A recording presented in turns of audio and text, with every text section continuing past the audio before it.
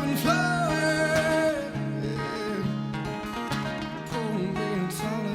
All right, guys, welcome back to another bourbon show. Today we are drinking, it's got to be the most awarded bourbon we've drank yet. Right now, tonight, we are going to be drinking this guy right here. E.H. Taylor Single Barrel, bottled in bond. It doesn't have an age statement, but it's thought to be around 7 years. It's 100 proof. You know that because it's bottled in bond. It's the same exact mash bill as the E.H. Taylor small batch, same exact mash bill as Eagle Rare, same mash bill as Stag Junior, George T. Stagg, all sorts of shit. So we don't know exactly what that mash bill is, but it's Buffalo Trace Mash Bill 1, which is their low rye mash bill. So it's in the vicinity of like 85% corn, 10% rye, and about 5% barley, somewhere in that range. Stephen, before I ask you about the label, I want to go through some of the awards that this thing has won. So just in the last 2 years, so 2019 and 2020, it started off 2019 with a silver medal at the Denver International Spirits Competition. 2019, it got the double gold medal from the San Francisco World Spirits Competition. It got the silver medal in the Los Angeles International Spirits Competition. Who hasn't? It also got the gold medal in North American Bourbon and Whiskey Competition, gold medal in the Whiskeys of the World, 2019 gold medal in the New York World Spirits Competition, 2020 gold medal World Whiskeys Award, 2020 gold medal San Francisco World Spirits Competition. This thing is knocking it out of the park. It has been for Christ since it came into existence. It gets all the awards, more so than anything else. This is the big award winner every single year. So Steven, what do you think of this label? I mean, so I already rated the E.H. Taylor small batch label. Yeah. So, there's only so much I can say about it. Yeah, you know the difference? Single barrel here, the other one says small batch. Here. Right, exactly. So it's not like it's and then the coloring is a little different too. That depends on, honestly, most of the time they're the exact same color. One might be more faded than the other, but they're supposed to be the exact same color. I like the word single barrel more than small batch, I guess. You know what I mean? Like, I don't know. It's I think what I'll say though, this is kind of an opportunity to go back and not be as harsh as before. So I think I've softened over time to it now that I've seen more whiskey labels. But I still don't think it's that special or anything. Like, I personally don't like the huge signature going you'd have to turn the bottle horizontally to read it. Like, I don't like text going vertically and horizontally and all that crap. Like, I don't like the Knob Creek labels that much. I'm sure we'll get to that at some point. So, and then to have like the weird label that has the flaps on the side with the each Taylor's, picture. I don't know. It's just not, I don't love the bottom. I like the overall presentation though. I like the little canister it comes in and everything. I like the overall presentation, but I'm going to stick with I think I gave it a 4 maybe before. I'll stick with the same rating as small batch though. So you're just as harsh. Yeah, in the end, you were just as harsh. I think I said some more nice things about it. I think I was more eloquent about it this time, but I still stick with that original rating overall. That's like telling an ugly girl she's got a great personality. You're still ugly, but you have some redeeming qualities, but it doesn't change the fact that you're ugly. Life is tough, and there's nothing I can do about that for the other people. You know what I mean? All right. Fair enough. Now, but it's what's Ryan, inside I know counts. You've had this. That's another insulting thing. Another insulting thing you can say to somebody who's ugly is it's what's inside that counts. And I think the same is true for E.H. Taylor here. All right. Fair enough. Now, Stephen, you haven't had this yet, right? Correct. I've only had the small batch. Okay. And Ryan, you have had this one, of course. Yeah. Okay. So, Ryan, where did you get yours? This is one of the lingering ones we had laying around. I think you bought us 3 or 4 of them, Okay. like each one. Yeah. Yeah, this is the last one that we have. Okay. So I drank all the small batch. Yeah. There might be one more of those hanging around, but yeah, I kind of haven't gotten into this one as much just because it's kind of a little more special special. occasion. Yeah. Yeah. Okay. Steven got his from me. He got a little 4-ounce sampler from me. Let's be honest here. A 4-ounce sampler is not a small sample, but you got that from me. And then mine came from this one came from BP Glenmart on 157 in Glen Carbon. If memory serves, it was $70, maybe 80, but somewhere in there. It was exactly what SRP is, whatever SRP is supposed to be. Bobby always treats me well. Treats all his customers really well. Let's be honest here. But yeah, so that's where I acquired mine. Picked it up, I don't know, probably 6 months ago, 3 months ago, something like that. Matter of fact, Ryan, you were with me whenever I bought it. Yeah, I was. So what do you say we give her a go? Let's do it. Cheers. Cheers. So Ryan, other than caramel, what are you picking up? Just caramel. Just pure caramel? Yep. Yeah. My brother can go fuck himself. I want to give him a quick shout out real quick because he did find this bad boy, Smoke Wagon Uncut Unfiltered, at one of his accounts. Shout out to that account. I know it was in Harwood Heights, Illinois, and I will get the name of it by the end of this episode, I promise. Or we can just talk about it whenever we drink that one. Or you can do it twice, I guess. But yeah, well, he was like, "You better give me a shout out." I've already cut all of this out of this episode, so we'll have to do it. We have to always remember that Steven has the final power when it comes to our shows. So in reality, I guess that kind of means we can also put 100% of the blame on Steven too. Like, yeah. One of these days, I'm gonna get really ballsy. There's gonna be one episode where I just bring the frame up just like about this much, and just Ryan's gone completely from the entire episode. Is this better? Why would that be better? I don't know. Oh, frame. I thought I was up too high. No, I'm talking about like it would just be Dan and because you're always on the bottom of the Zoom because you get here last because you don't give a shit. Dan's at the bottom of the Zoom right now for me. Does it have any place? It's probably different for everybody, isn't it? You're always on the bottom for me, so I think you're always on the bottom for me too. Dan's always on the bottom for me. But I guess he is a bottom. But butterscotch I get. No, hold on. It's real Let's nutty. stay with your bottom joke here for a while. That wasn't that good. No, I do get caramel though. My brother says I say caramel every time, but I feel like the bourbons we've had recently have all been pretty caramely. He's like, you don't know what you're talking about. You just say caramel. So I mean, caramel is a typically present profile in many bourbons, but and Ryan phones in every episode, so caramel. I get a lot of vanilla, a lot of butterscotch too. There you go. Are the main ones for me. Yeah, this is a good bourbon. Oh, it's great. It's a really good bourbon. Yeah, I know Steven probably hates it, but it's pretty good. I haven't said shit. So I want to geek out for a second here. I want to explain the reason why. Like, so single barrel is about, I don't know, maybe $20-$25 more than small batch. One of the things with single barrel is it's not that. Okay, so the small batch, the way that happens is they pull all the bunch of barrels, they dump them together to get the exact flavor profile of E.H. Taylor small batch. It's very consistent.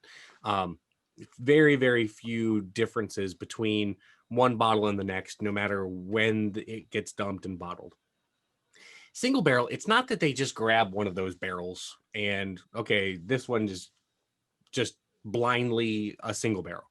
No, it's out of all of the barrels that are going to end up being E.H. Taylor, the ones that end up as single barrel are special barrels. Like the master distiller or one of the distillers tastes it and says, okay, this definitely fits the broad profile of E.H. Taylor, but this one's special, right? This one best exemplifies the profile of the E.H. Taylor brand.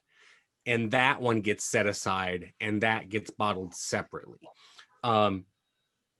So there are going to be variations between different bottles of single barrel. They're all going to have that broad general profile, the smoothness, the caramel, the butterscotch, the vanilla, but it's more present and in a more appealing form when you get it from a bottle of E.H. Taylor single barrel. I don't know that the average listener knows that, or bourbon drinker understands that. So I just wanted to take a second to explain that. And God, I love this shit. Just absolutely love it.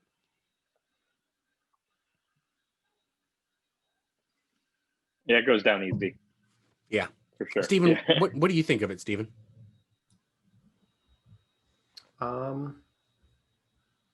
I definitely like it, but I'm still trying to decide exactly what it is that I like about it, because my first couple sips, kind of like with the small batch, although I think with the small batch I picked up a few more distinct notes quickly. With this, I'm not quite sure exactly what it is that I like about it. It tastes very similar to the small batch, at least what I remember the small batch tasting like. So again, I would kind of default to what I said with that. Like I taste some blueberry in there. I taste some of the caramel. My apologies to Matt. And then I get the butter too. I like that Ryan said butter, because there's a lot of like the aftertaste, not necessarily butterscotch.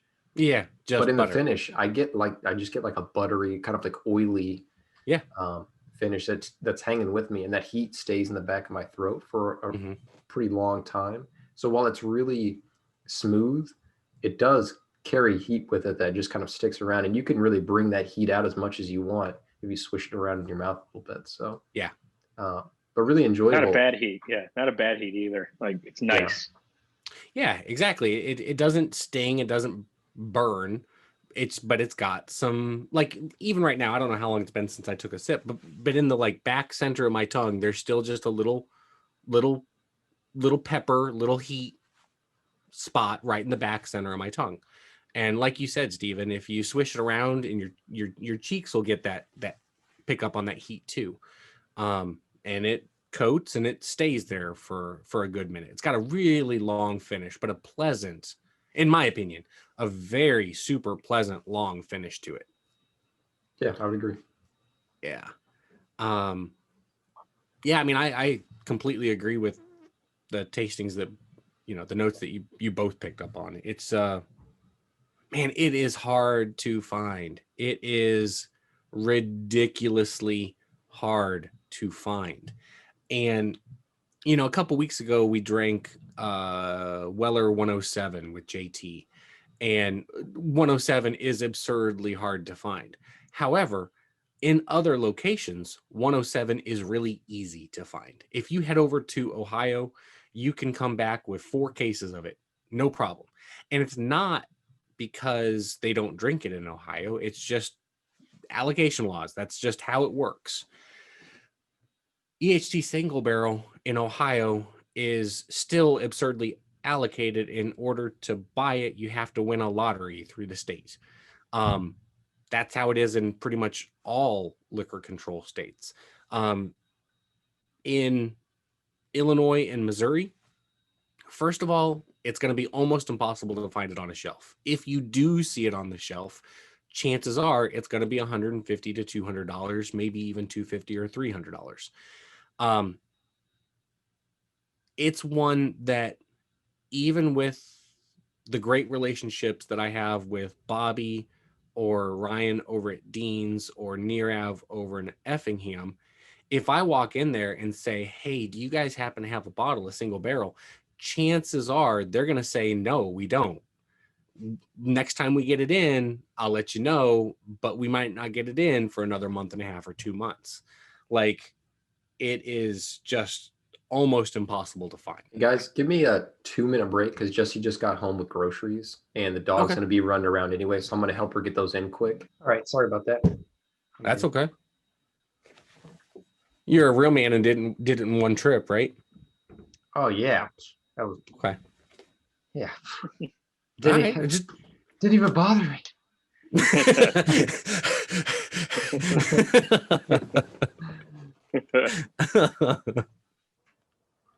So did she get you anything good?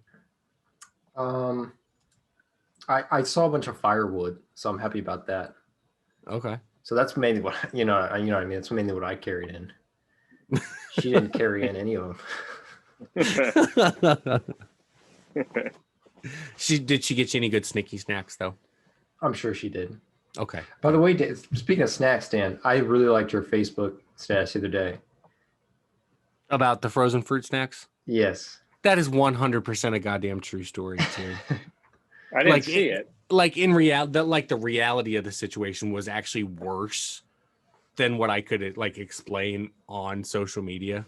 So the other day, my 4-year-old comes up to me and he says, "Daddy, can I have a snack?" I said, "Sure, buddy. Let's go get you a snack." We walk over to the pantry and I open up the pantry door, and he goes, "Oh, Mommy got me some frozen fruit snacks. Can I have those?" I said, "Sure." I shut the pantry door. I walk over to the fucking freezer, open up the freezer, and he's still standing at the pantry. Like none of this made sense to me at the time. But he's like looking at me, and I looked in the freezer and I was like, "Buddy, I don't see any frozen fruit snacks in here. Are you sure that she got them for you?" He goes, "Yeah." And I said, "Well, come take a look. Do you see them?" He walks over to the freezer and he looks and he goes, "No, I don't see him either." Or something like that. I mean, he's 4, so I don't remember exactly how he worded it. I'm like, okay. So I shut the freezer. I go back over to the pantry, pick out a snack. And he picks out a different snack and I give it to him. Later on, my wife, Annie, comes home and I said, "Babe, he was asking about frozen fruit snacks. I didn't see him in the freezer anywhere." And she looked at me like I was the biggest dumb piece of shit ever that lived on the planet. And she walks over to the pantry, opens them up, and it's, of course, frozen fruit snacks, like from the fucking movie. Frozen trademark, capital F, frozen. And I was like, oh, I am the dumbest motherfucker. Like, oh my God, I felt so stupid. So dumb. And this is a lesson, by the way, in SEO, search engine optimization. Disney, you got to pick better movie names, okay?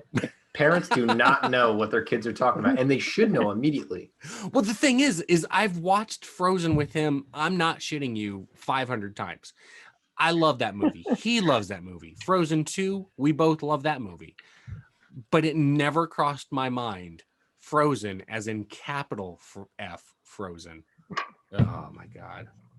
Now, to be fair, the frozen fruit snacks were behind another box too, right? So like, even if I would have had some sense about me, I would have had to have done some moving around to even see them. But I mean, I'm still not like saying, no, I'm not to blame here, because I totally am, and I'm totally dumb. But yeah, like, are you the worst father on the planet because you don't know where your son's fruit snacks are, but you do know where the E.H. Taylor small batch is in the house?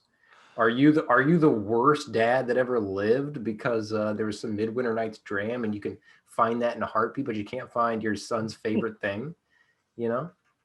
I mean, I would say that I'm not the worst dad in the world because of the things you just mentioned. Not saying I'm not the worst dad in the world, but not because of the things you just mentioned. All right, that's an important distinction. Thank you. Yeah, like I keep most of my whiskey in my office. There's only so he doesn't ever see you drinking, really? No, hardly ever. Because when I was a kid, I take him to liquor stores all the time, and Annie, she gets so mad at me. Especially since I tell him that we're going to the potion store. Like, he's into all into magic. So I'm like, yeah, we're going to go look at some potions. I think I'm starting to pick up why Annie gets mad about this. Because I had a cousin who used to babysit me back in the day, and my dad would drink the Miller Lights all the time. Yeah. And we'd drive by billboards, be a Miller Lite billboard, and I'd go, "Dada beer, Dada beer," when I was like 3. Yeah, I don't like.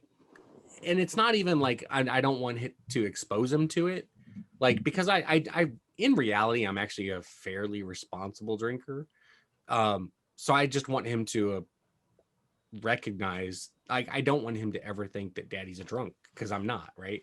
I'm a daddy who gets drunk on occasion. Yeah. But no, I just want him to respect alcohol and know that there's an appropriate time for it, an appropriate age for it, et cetera, et cetera. But it just so happens that I don't drink around him, because when I'm with him, I want to spend time with him and enjoy being with him, and I don't want to be even buzzed. So fuck you. I'm not a bad dad, you son of a bitch, Steven. Look, I take it back, okay? You're not a bad dad. You're not a drunk. It just so happens that every potions dealer in the metro area knows daddy, but he's not a bad dad. That's fair. Yeah, that's actually accurate. We need it. Ryan, do you have any midwinter stream? No. I got a bottle of High West Double Rye, which, by the way, I'm a big fan of High West. Like, just the way they name their whiskeys just cracks me up. Like, because it's here. Let me show you, Steven. We're gonna do a label rating on something we're not drinking tonight. Oh, very rare. This is a store pick of Double Rye, so it's not exactly like a normal one. But what do you think of that label? So typically I think High West has some cool stuff. I think that this one, again, it fits in really well with the whole bottle. So I think I would have originally given this bottle a pretty bad score when we first started, just because I think it's got a lot going on. It's kind of busy, you know? Yeah. But I think it fits so well. It's like the smoke wagon, right? Yeah. And I think it fits the bottle so well and fits the aesthetic so well that I would get it probably a 7. There are a few that I like more in the High West lineup, but this one is pretty good. I do like it. So one of the things that cracks me up is that, like, the Double Rye is all caps with an exclamation point at the end. Yeah. And that just cracks me up that they're like, Double Rye, exclamation point, like, emphasis on that. What do you think of this one, Steven? What do I think of Midwinter Night's Dram? Yeah. I think that's honestly, it's one of my favorite labels. Yeah. In bourbon. I think it's so cool. And I love that they do like the act and scene and everything. Like, I love the overall theming. And I think that the rest of the bourbon industry could learn a lot from this stuff, just because I think it's such a cool promotion, such a cool line and everything. The name's perfect. This one gets 9 out of 10. This one gets as close as you can to a 10 for me. Wow. I think it's so cool. Yeah. No, I feel the exact same way. And like, High West is they're a really cool company, but one of the things that I think is great about them is that they keep things so fun, right? Like the fact that somebody came up with a Midwinter Night's Dram instead of a Midsummer Night's Dream, right? Like, that's just so great. And the whole label fits right in with the theme. It's when it comes out already. Like, oh yeah, the act and scene and everything is such a cool little theme element. Yep. It's a simple label. It looks really cool. It still fits the aesthetic of their bottle. Like, it doesn't look out of place on it. It's really good. And on the back, I don't know if you've ever noticed this, but it's actually got, it pulls, it's got the story on the back. Yeah, I have seen that. Yeah. I just think it's so cool. What's that retail at? I think about 90. Okay. Wonder what it sells secondhand. Let's check both.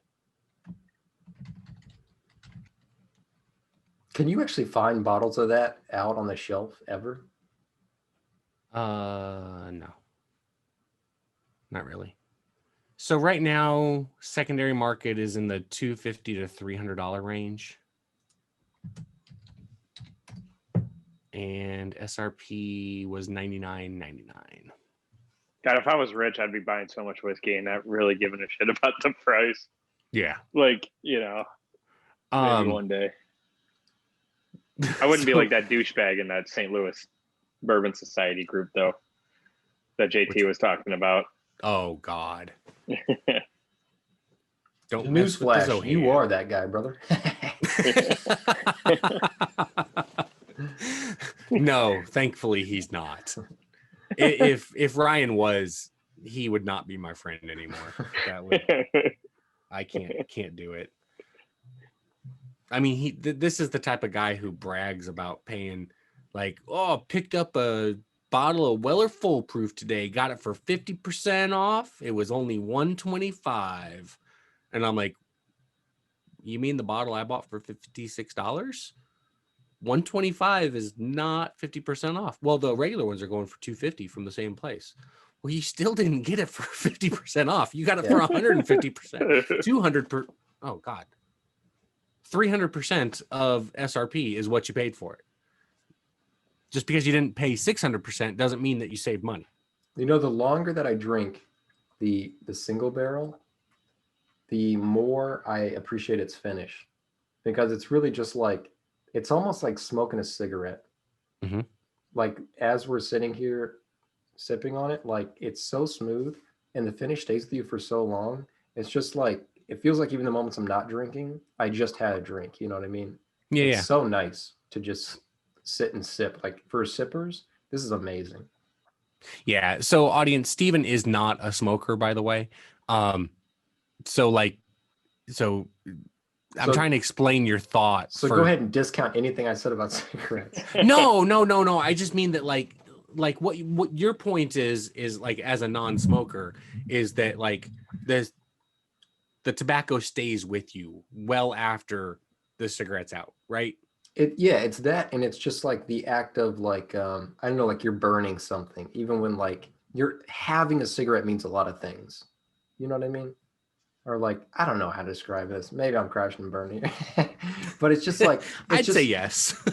it's just the fact that the feeling like lingers with you. Like Yeah. there are sometimes where we're like, what we're drinking, I can like set it down and then we'll be talking and it doesn't feel like I'm drinking anymore. You know what I mean? Yeah. But this hangs with you so much. I don't know, it just makes for a really pleasant experience if you like the taste. Yeah. And I don't know of a single person who does not like the taste, honest to goodness. Like, I know a lot of people, like, I'm a firm believer in, when it comes to truly deciding which bourbons you like, you need to do a blind tasting, right? Like, if you don't do a blind tasting, you are gonna, people just automatically believe that Weller Special Reserve is better than Maker's 46 or Maker's Mark itself or any other wheated bourbon, right? Oh, it's Weller is so much better than Larceny.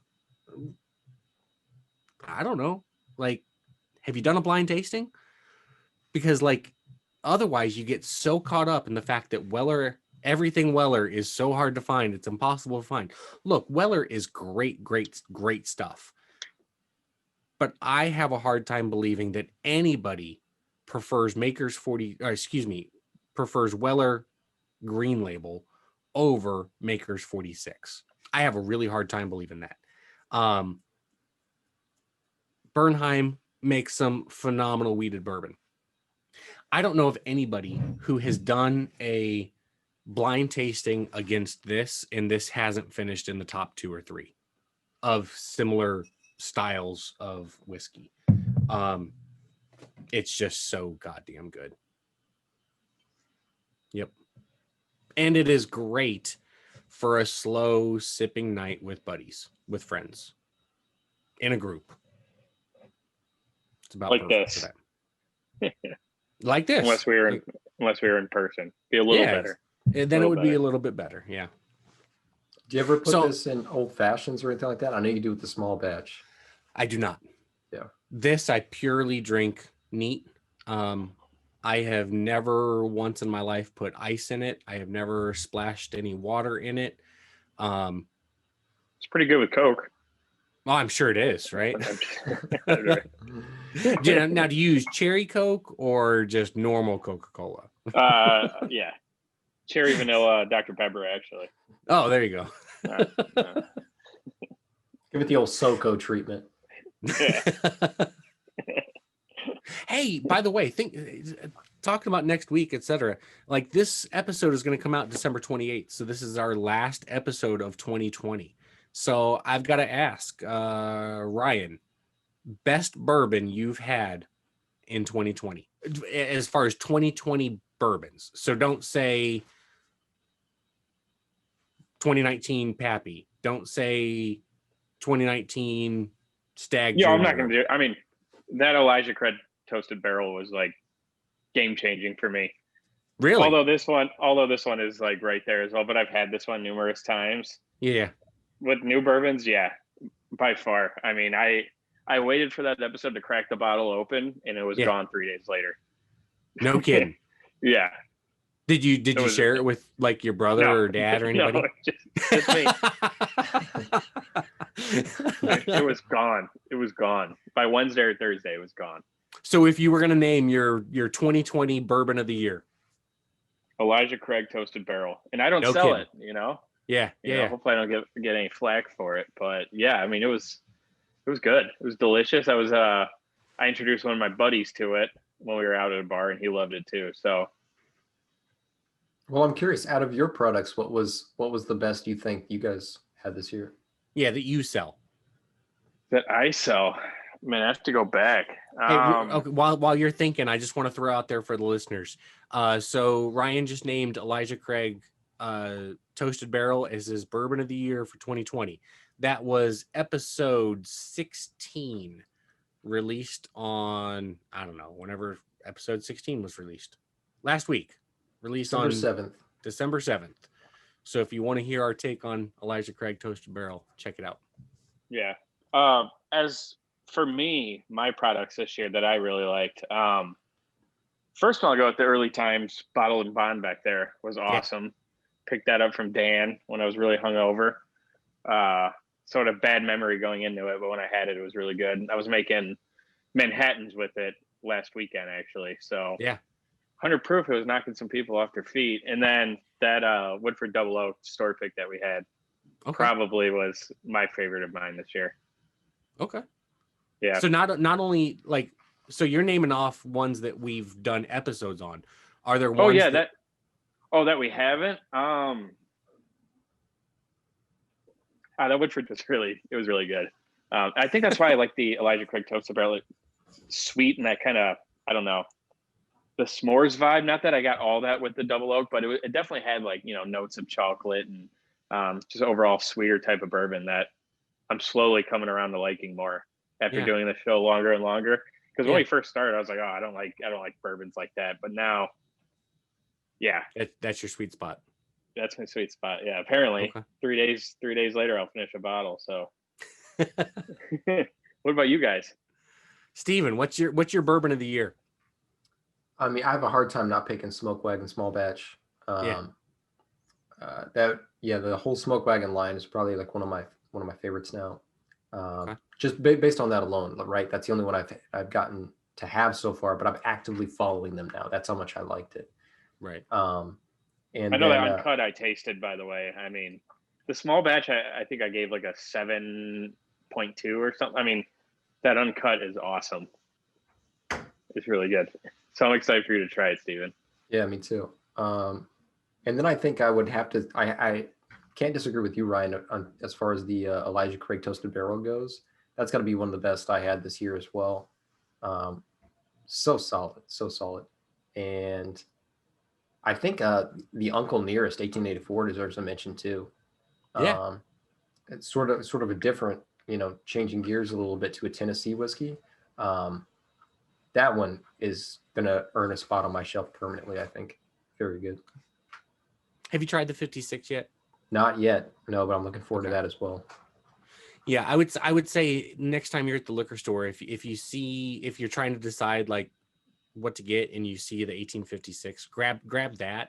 And if you don't like it, then I'll buy the rest of the bottle from you. I mean, honest to God, I'll just buy the rest of the bottle from you, and you can go back and get your 1884. But if you do like it, then keep that on your shelf and get some 1884 later. But no, Uncle Nearest is really good stuff too. Yeah, I can't disagree with either one of you two. Now, My whiskey of the year, bourbon of the year, is something we haven't had on the show, and that's Bomberger's 2020. That for sure my whiskey of the year. From what we have had on the show, I think I've got to go with the Elijah Craig Toasted Barrel. I think with it being a new release, it qualifies, and it's really good. Scrolling through old episodes, that Woodford Reserve Double Oaked was absolutely really good. Uncle Nearest 1884, small batch, Smoke Wagon small batch was really good. Both E.H. Taylor's. I mean, this is phenomenal. Oh yeah, I mean, of course. Get to mention too, yeah. Yeah, no, this absolutely fits. This is in the top 5 or 10 as well.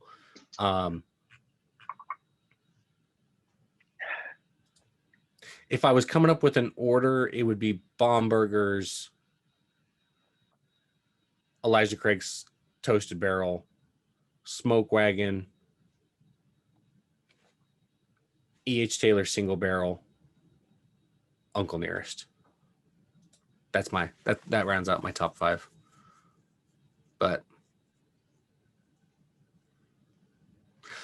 well, do we want to go ahead and rate this? Yeah, let's give this a rating and see where it fits in. With the Okay. others. So let's start off with you, Ryan. Where are you going with this one? You know, I love this one so much. I gave the Elijah Craig Toasted Barrel a 9.1. And I'm going to give this one a solid 9. I'm giving a slight edge to the Toasted Barrel just because maybe it's just so new. It's so new to me, and I never had it up until a month ago, and I need to get another bottle of it. No, it doesn't mean the next one I have will be as good as the bottle I had that you got me, Dan, but I'm going to give it a solid 9 right on the dot. Yeah. You know, I will admit that a lot of times whenever I try a bourbon for the very first time, if it's really, really, really good, I do like elevate it a little bit. And then once I have that second or third bottle, I'm just like, no, this is a really good bourbon, but I might have overrated it a little bit initially. So to me, it totally makes sense what you're saying, Ryan. And, yeah. And who knows? I mean, maybe down the line, I'll be like, yeah, it's single barrel is definitely always more consistent. I mean, the buttery taste, like you said, Steven, and it kind of just lingers there for a while. And the sweeter notes, the vanilla, the caramel, as my brother loves me saying, the butterscotch. I mean, it's good shit. I mean, you can't beat it. And like I said on that other episode, it's one of my favorite bottles. You see that in a bar, you're at a good bar. You're at a good spot. True story. Steven? Yeah, I mean, I'm not too far away from you, Ryan. I think I'm going to give it an 8.5. Very, very solid. I liked it a lot. I liked it. We just had Antique 107 recently, and I think I like this probably just a tick below that, a few ticks below that. So hence the rating. But you can't go wrong with either one. And I like this. I want to be clear. I don't remember what I gave this small batch for E.H. Taylor, but I do like this one more than the small batch. I give it an 8.5. Amazing sipper. This would be like, if I had this on my shelf, this would be the first glass of the night, pretty much every night, if you could have it, and then follow up with whatever afterwards, because it's so damn good. Yeah. 8.5. Fair. I think that's a fair rating. So again, I mention it almost every episode probably that I don't know how I rated other things, and I don't really care, to be honest, how I rated other things. I'm going to give this one a 9.0. I don't know if I've given a 9 before or not. I don't think you have. I don't know if, I honest to God, I don't know if I have or not, but tonight I'm feeling that this one is a 9. And what I'll say about it is that if I've got it up on the shelf and I've got buddies coming over, if I want to impress them, I'm going to give them a pour of this. If I don't care about impressing them, I'm going to give them a pour of Elijah Craig Toasted Barrel, or I'm going to give them, and I believe that both of them are equally pleasurable to drink, to sip on. Same way with, God, 50 other whiskeys that I've got stashed around the house, right? That like they're great to sip on. But the difference here is how hard E.H. Taylor single barrel is to get and the price that you've got to pay to get it. So if I'm trying to impress somebody, then I'm going to pull this out. But if I don't care about impressing them and I just want us to have a good solid pour together, I'm going to go with the 107 or the Toasted Barrel or Weller 12. Well, Weller 12 is ridiculously hard to get to, but I'm going to pour them something else, right? This fits into the category of I'm trying to show off. I'm trying to start a conversation about a relationship. I'm trying to show off. That's really what it boils down to. But 9.0 easily. Great pour. Phenomenal pour. Buffalo Trace, you've once again knocked it out of the park. All of those gold medals you've won, you deserve them for this bottle. 100%. And as Augie would say, it's a hell of a potion. It's a hell of a potion.